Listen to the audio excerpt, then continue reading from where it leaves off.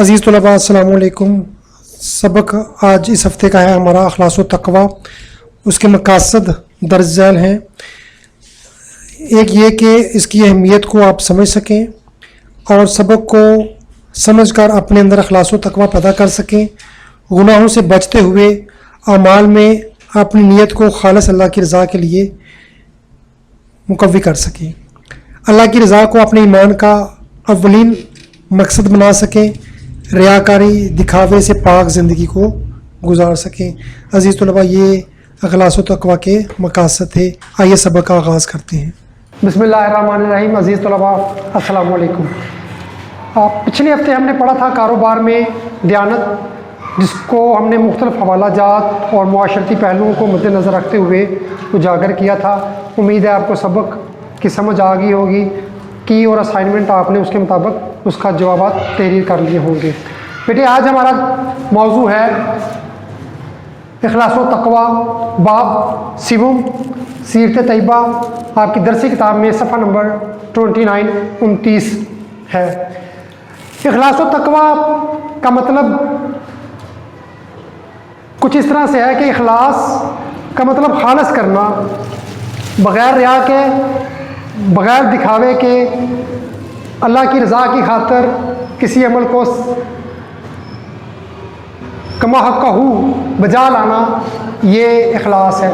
اور تقوی کا مفہوم یہ ہے ڈرنا، بچنا، پرہیزگاری اختیار کرنا، اور ان دونوں کا باہمی تعلق یہ بنتا ہے کہ اخلاص و تقوی کا باہمی تعلق اس حوالے سے ہے کہ جو کام بھی ہم کریں وہ خالص اللہ کی رضا کے لیے کریں، اللہ سے ڈرتے ہوئے، اپنی نیتوں کو جانچتے پرکھتے ہوئے کہ ہم یہ کام کیوں کر رہے ہیں۔ اور اخلاص اور تقوی کا آپس میں بہت گہرا تعلق ہے۔ اگر ہم کوئی کام کرتے ہیں، مثلا حج کرنے کے لیے حاجی جب معاشرے میں آتا ہے تو وہ یہ سمجھتا ہے کہ لوگ مجھے حاجی کہیں گے، تو اس کا یہ عمل جو ہے یہ ریا میں شامل ہوگا۔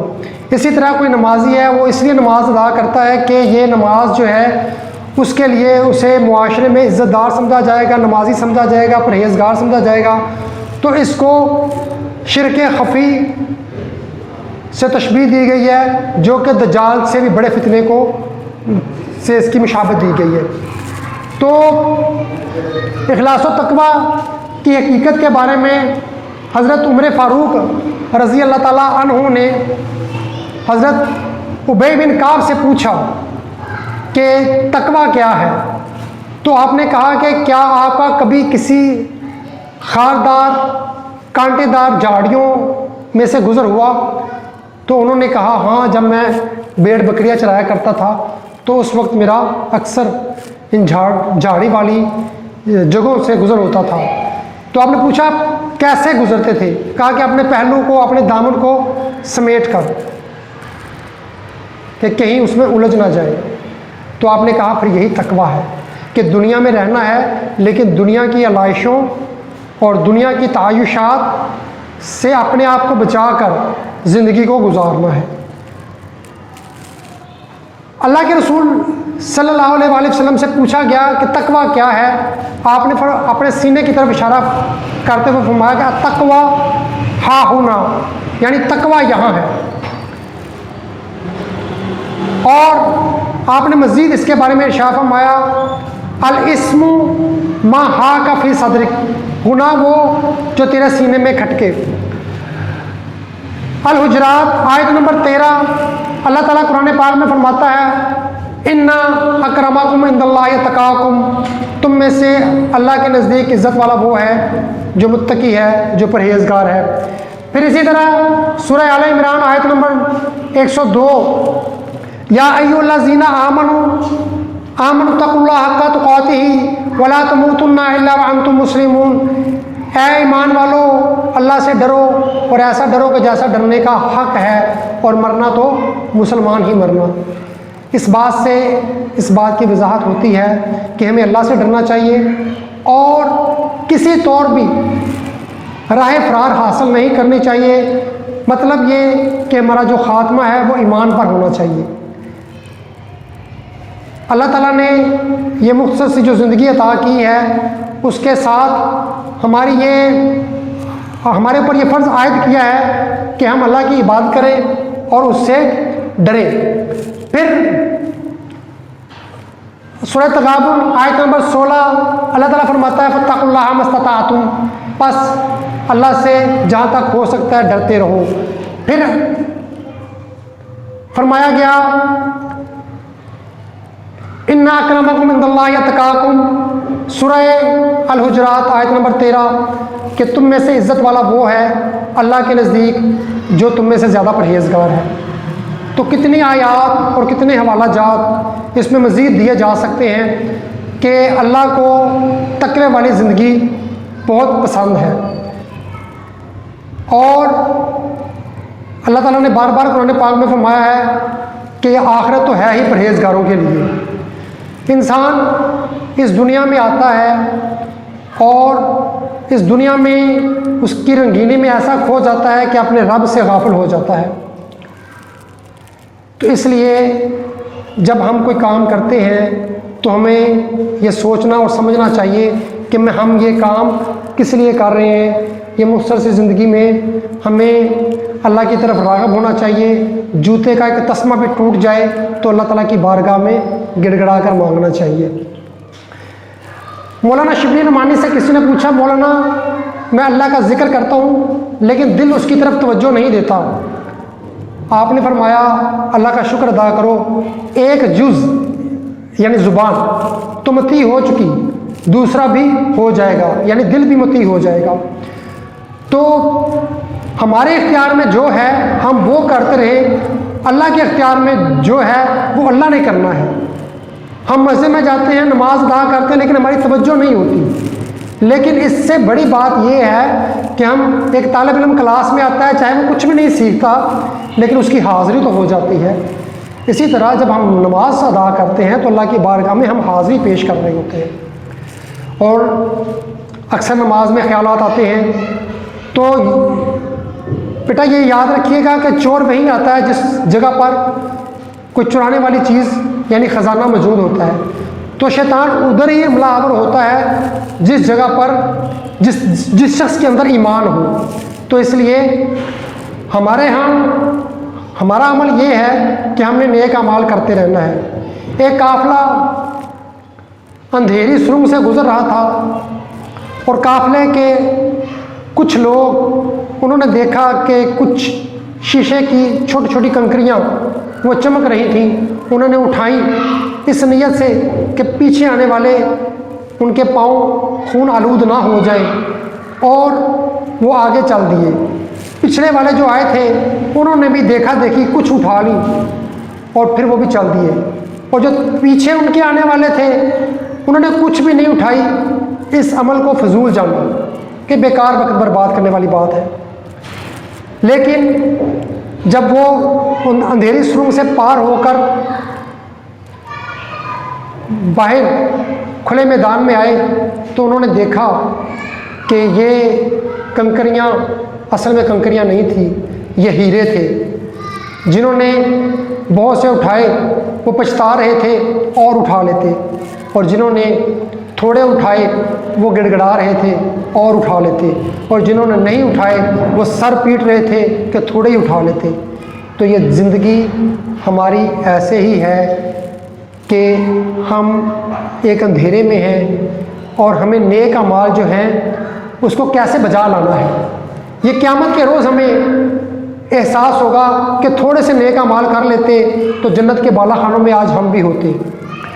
الدنیا سجن المومن و جنت الکافر، دنیا مومن کے لیے قید خانہ ہے اور کافر کے لیے جنت ہے۔ اس لیے کون اٹھے صبح کے وقت فجر کی نماز ادا کرے، وضو کرے اور نیند کو چھوڑے، اسی طرح ظہر کے وقت کاروبار عروج پر ہوتا ہے تو کون نماز کے لیے جائے۔ تو یہ پابندیاں ہیں چھوٹی چھوٹی سی، لیکن یقین جانیے کہ یہ 60-70 سالہ زندگی جو ہے یہ مومن کے لیے قید خانہ ضرور ہے کہ سچ بولنے، نیک اعمال کریں، ماں باپ کا حکم مانیں، برائیوں سے باز آ جائیں، شراب، جوا اور دوسرے غیر شرعی محرکات سے بچیں۔ ٹھیک ہے، یہ مومن کے لیے پابندیاں ہیں، لیکن یہ اللہ تعالیٰ نے آخرت میں بہت بڑی نعمت کی صورت میں اللہ تعالیٰ نے ہمیں یہ عطا کر دینی ہے۔ وَقَاسًا دِحَاقًا، اور چھلکتے ہوئے جام ہوں گے، وَفَاكِهَةٌ كَثِيرَةٌ، اور بے شمار پھل ہوں گے، لَا مَقْطُوعَةٌ وَلَا مَمْنُوعَةٌ، نہ قطع کیے جائیں گے نہ منع کیے جائیں گے۔ اللہ تعالیٰ نے بار بار جنت کا اس طرح تذکرہ کیا ہے، کیوں کیا ہے کہ اگر آپ کے اعمال میں اخلاص و تقویٰ ہے تو یہ اعمال جو ہیں اللہ کی رضا کے لیے ہیں، اور اگر یہ اللہ کی رضا کے لیے نہیں ہیں تو یہ اعمال جتنے بھی ہیں وہ بیکار ہیں۔ دوزخ میں بہت سے علماء کرام بھی ہوں گے، ان سے لوگ پوچھیں گے کہ آپ دوزخ میں کیوں آ گئے، آپ کا تو کام تھا علم پھیلانا۔ کہا ہم نے علم اس لیے حاصل کیا کہ لوگ کہیں بہت بڑا عالم ہے، تو دنیا میں کہا جا چکا، اب اللہ نے ہمیں دوزخ میں ڈال دیا۔ اسی طرح نمازی کا، اسی طرح حاجی کا بھی یہی حال ہوگا۔ اس لیے بیٹا زندگی اللہ نے جو عطا کی ہے اس میں ہمیں یہ سوچنا چاہیے کہ ہم یہ عبادت، یہ ریاضت کیوں کر رہے ہیں، اور ہم جب نیک اعمال کرتے ہیں تو اس کے ساتھ ہمیں اللہ تعالیٰ کی بارگاہ میں گڑ گڑانا چاہیے، روتے رہنا چاہیے۔ الدعاء مخ العبادہ، دعا عبادت کا مغز ہے، اللہ سے دعا مانگتے رہنا چاہیے۔ کیوں؟ یہ ایک رغبت ہے، اس لیے کہتا اللہ تعالیٰ کہتا ہے کہ اگر کسی نے میری باتیں سننی ہیں تو وہ قرآن کو پڑھے، اور کسی نے مجھ سے باتیں کرنی ہیں تو وہ نماز کو ادا کرے۔ تو یہ اللہ تعالیٰ سے باتیں کرنے اور اللہ تعالیٰ کی باتیں سننے کا ایک بہترین ذریعہ ہے۔ جب نماز کا حکم آیا تو صحابہ کرام بڑے خوش ہوتے تھے کہ ہمیں ایک اخلاص مل گیا، ایک تقویٰ مل گیا، اللہ کی بارگاہ میں سر جھکانے کا موقع مل گیا، اللہ سے ہم کلام ہونے کا موقع مل گیا۔ تو اگر اسی پاکیزہ عمل میں اخلاص و تقویٰ نہیں ہے تو یہ نیک اعمال بجائے نیکی کے ہمارے لیے گناہ کا باعث ہے۔ ایک شخص قرآن پاک کی تلاوت کرتا ہے، اللہ تعالیٰ اس کے درجات کو بلند کرتا ہے، اور ایک شخص قرآن پاک کی تلاوت کرتا ہے اور اللہ تعالیٰ اس پر لعنت کرتا ہے۔ وہ کیوں؟ وہ ایسے کہ وہ پڑھتا ہے قرآن پاک میں لعنت اللہ علی الکاذبین، جھوٹوں پر خدا کی لعنت، تو وہ خود اللہ کے حکم کو مانتے ہوئے اللہ کے حکم کو رد کرتا ہے۔ تو اس لیے ہمیں کاروبار زندگی ہو، لوگوں کے ساتھ معاملات ہوں تو اخلاص کے ساتھ، دوسرا پہلو اس کا یہ بھی ہے کہ لوگوں کے ساتھ بھی اخلاص کے ساتھ رہنا چاہیے، اور اللہ سے تقویٰ جو ہے اس کا مطلب یہ ہے کہ ہمیں ہر وقت اللہ کی طرف رجوع رکھنا چاہیے۔ حضرت لوط کی بیوی تھی، لیکن آپ کے حکم پر نہیں چلی تو بدکاروں میں شامل ہو گئی۔ حضرت نوح کا بیٹا آپ کا نافرمان ہوا، سلسلہ نبوت سے منقطع ہو گیا۔ اصحاب کہف کا کتا تھا، نیک لوگوں کے پیچھے چلا، اللہ تعالیٰ نے اس کو جنت میں شامل ہونے کا عندیہ دے دیا۔ اللہ تعالیٰ نے کوئی معیار نہیں رکھا کہ کون کس حوالے سے میرے نزدیک ہو سکتا ہے۔ اللہ تعالیٰ نے ایک ہی معیار رکھا ہے کہ ان اکرمکم عند اللہ اتقاکم، تم میں سے عزت والا وہ ہے جو اللہ کے نزدیک جو پرہیزگاری کو اپنائے ہوئے ہے۔ تو ہمیں پرہیزگاری کو اپنانا چاہیے۔ کسی کے گھر جائیں، دروازہ کھٹکھٹائیں تو سامنے گیٹ کے اندر جھانکنا نہ شروع کر دیں، بلکہ ایک طرف رخ کر کے کھڑے ہو جائیں کہ کسی نامحرم پر نظر نہ پڑے۔ اسی طرح بازار میں جاتے ہوئے ہمیں نگاہیں نیچی رکھ کے چلنا چاہیے، اور اسی طرح ہم بہت سی عبادات کرتے ہیں تو ان عبادات میں ہمیں اللہ سے ڈرنا چاہیے، کیونکہ ایمان جو ہے وہ امید اور خوف کے درمیان میں ہے۔ یہ بہت بڑی بات ہے کہ ایمان جو ہے یہ امید اور خوف کے درمیان میں ہے، کہ امید بھی ہے کہ اللہ بخش دے گا اور خوف بھی ہے کہ کہیں پکڑا نہ جاؤں۔ تو اللہ تعالیٰ مجھے بھی معاف فرمائے اور ہمیں نیک اعمال کا کرنے کا اللہ تعالیٰ جو ہے وہ ترغیب، اللہ تعالیٰ ہمیں صلاحیت دے۔ آخری بات کہہ کے بات ختم کروں گا۔ ایک چھوٹا سا واقعہ ہے بیٹا، ان واقعات کا سنانے کا مقصد یہ ہوتا ہے کہ کتاب میں تو نہیں ہے، لیکن تاکہ سبق کا جو مین مقصد ہے وہ واضح ہو جائے کہ یہ سبق ہم پڑھ کیوں رہے ہیں اور اس میں کیا کہا گیا ہے۔ ایک غلام اپنے آقا کے ساتھ سفر پر تھے دونوں، تو غلام نے نماز کا وقت ہوا تو آقا سے اجازت مانگی، تو اس نے کہا جاؤ لیکن جلدی آ جانا۔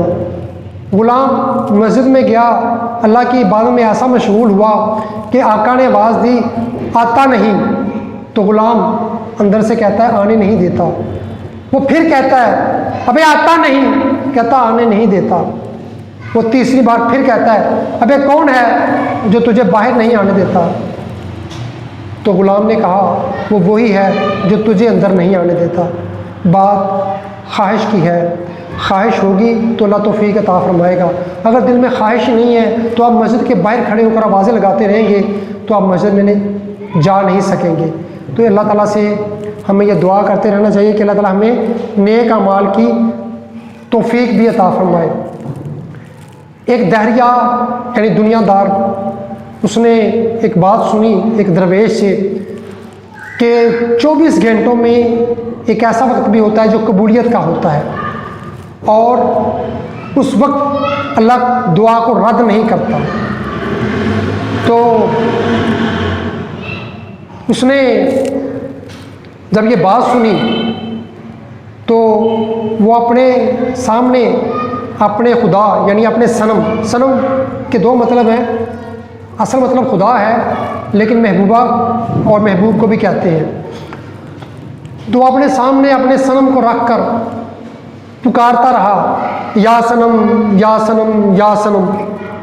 ایسے ہی اسے اونگ آئی، تو اونگ کی حالت میں ایسے اس کی زبان سے نکل آیا یا صمد، تو غیب سے آواز آئی لبیک یا عبدی، لبیک یا عبدی، لبیک یا عبدی، اے میرے بندے میں حاضر ہوں، اے میرے بندے میں حاضر ہوں، اے میرے بندے میں حاضر ہوں۔ ہم حج کرنے جاتے ہیں تو ہم وہاں پر جا کر کہتے ہیں اللہم لبیک، اے اللہ میں حاضر ہوں، لیکن یہاں پر اللہ تعالیٰ آواز لگا رہا ہے لبیک یا عبدی۔ فرشتوں نے عرض کیا یا اللہ وہ تجھے نہیں پکار رہا تھا، وہ تو اپنے صنم کو پکار رہا تھا۔ اللہ تعالیٰ نے کہا اے فرشتوں میں جانتا ہوں وہ اپنے صنم کو پکار رہا تھا، اور نادانستہ طور پر اس کی زبان سے یا صمد نکل آیا، تو وہ صنم پکارے تو بھی آواز نہ آئے، وہ صمد پکارے تو بھی آواز نہ آئے۔ تو صنم اور صمد کہتے ہیں بے نیاز کو، قل هو اللہ احد اللہ الصمد، اللہ بے نیاز ہے۔ تو وہ صمد کہے تو بھی آواز نہ آئے، تو کیا صنم اور صمد میں کوئی فرق نہیں؟ اللہ تعالیٰ قرآن پاک میں فرماتا ہے ادعونی استجب لکم، تم مجھے پکارو میں تمہاری پکار کا جواب دوں گا۔ جب ہم اللہ کو پکارتے ہیں تو اللہ ہماری پکار کا جواب دیتے ہیں۔ ہم اللہ کو سوچتے ہیں تو وہ بہتر تنہائی والا ہے، وہ ہمیں اپنی تنہائی میں سوچتا ہے۔ جب ہم محفل میں اللہ کو یاد کرتے ہیں تو وہ فرشتوں کی اعلیٰ ترین محفل میں یاد کرتا ہے، جب ہم اس کی طرف چل کے جاتے ہیں وہ دوڑ کے آتا ہے۔ سماعتوں کا شکریہ۔ ہم نے سبق کا ایک تلخیص میں آپ کو بتا دوں کہ ہم نے اس سبق میں کیا پڑھا ہے۔ بیٹا ہم سب نے اس سبق میں اخلاص و تقویٰ، یہ ہمارے ٹاپک جو تھا اس کا یہ ہمارا ٹاپک تھا اخلاص و تقویٰ، اور اس میں اخلاص کا مفہوم میں نے آپ کو بتایا، پھر میں نے آپ کو تقویٰ کا مفہوم بتایا علیحدہ سے، پھر تقویٰ اور اخلاص کا باہمی تعلق کیا ہے اس کی وضاحت کی، پھر اس کے ساتھ میں نے آپ کو قرآنی حوالہ جات بتائے اور احادیث نبوی بتائی کہ اس میں اللہ تعالیٰ انسان سے بندے سے کیا چاہتا ہے، اور پھر تقویٰ کی حقیقت کے بارے میں یہ واقعہ سنائے۔ کچھ پوائنٹس میں نے یہ لکھے تھے، یہ والے یہ اس لیے لکھے تھے تاکہ میں آپ کو آگاہ کر سکوں کہ اس سبق کی جو وضاحت ہے وہ کس طرح آپ کے لیے سمجھنا بہت ضروری ہے۔ یہ ہمارا بیٹا آج کا سبق تھا، اس کے کی اور اسائنمنٹ وہ بھی آپ کے ساتھ اٹیچ کر دی گئی ہے۔ سماعتوں کا شکریہ۔ کسی قسم کی غلطی کوتاہی ہو تو معذرت خواہ ہوں، انسان سمجھ کر معاف کر دیجیے گا۔ والسلام۔